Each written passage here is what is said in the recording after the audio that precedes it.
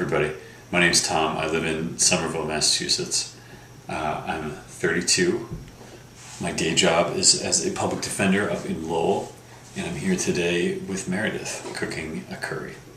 It's pretty simple. It's kind of a whatever's left in the refrigerator kind of meal, but if you make a bunch of it, you'll have it all week.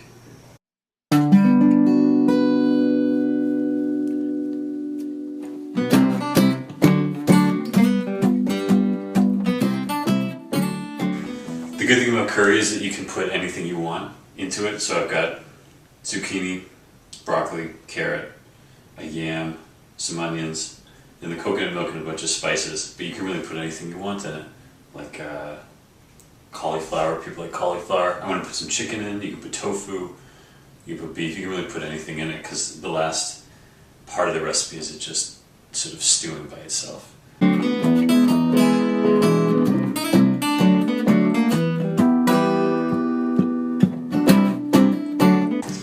Using safflower oil. You can use any oil you want.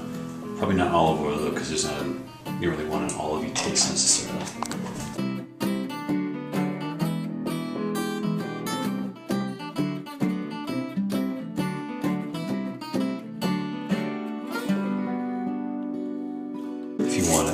If you want it to be hot. Cool. I think you probably do. I'm gonna put this stuff on a low simmer. This guy's going to sort of slowly cook with all the spices, make it nice and aromatic. That's a cooking word, right?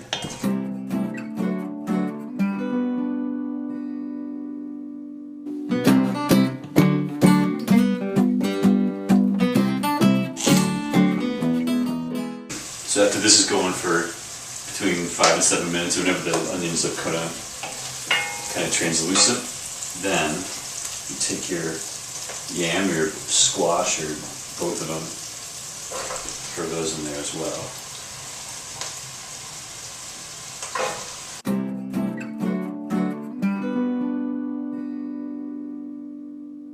So coconut milk, any kind, I don't really have a preference. When this cooks for maybe 5 or 10 minutes, just add the entire thing to get all of the milk out. The water.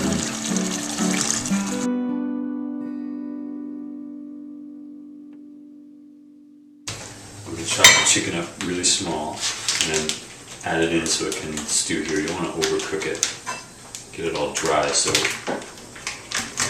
think it's safe to add it first before anything else. What I just did is I turn this down a little bit. Once it gets boiling, turn it down to low-medium heat and let it simmer, but you don't necessarily want it to boil.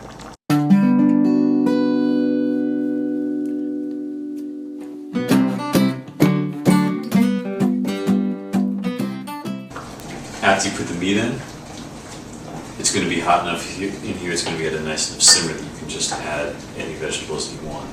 So I'm adding carrots now, and I've got a bit of broccoli and zucchini. Add water steadily as you keep going, because a lot of the liquid's going to burn off, but you don't want there to be no liquid in there. You want to make sure that everything gets cooked pretty evenly. This is everything. Everything's in there right now. I want to put the lid on and let it all kind of be in there at the same time. And that's it. It's like a little party in there. It's a little party in there that we aren't invited to. You want to come and smell? I do.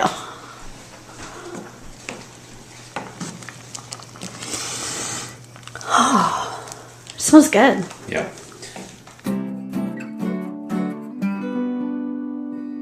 You can't force an interlude on people. I know.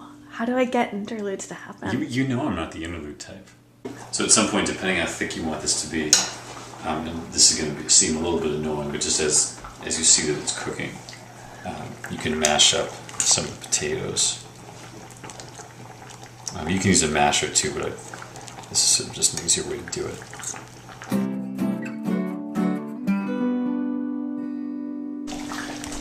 So you can tell when it gets thicker, like this. This is a good consistency for me. You can tell that it's pretty thick, things are well cooked. Most of the potatoes are mashed. And it's probably ready to serve.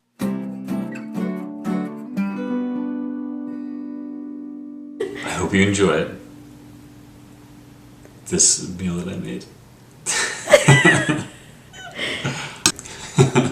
Well, do you have like an outro line that you want people to say?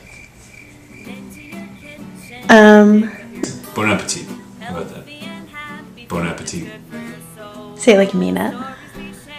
Like in a French accent. Oh yeah. Bon appetit. Chop, chop, chopping with, stop and talking with, places hopping with Mero.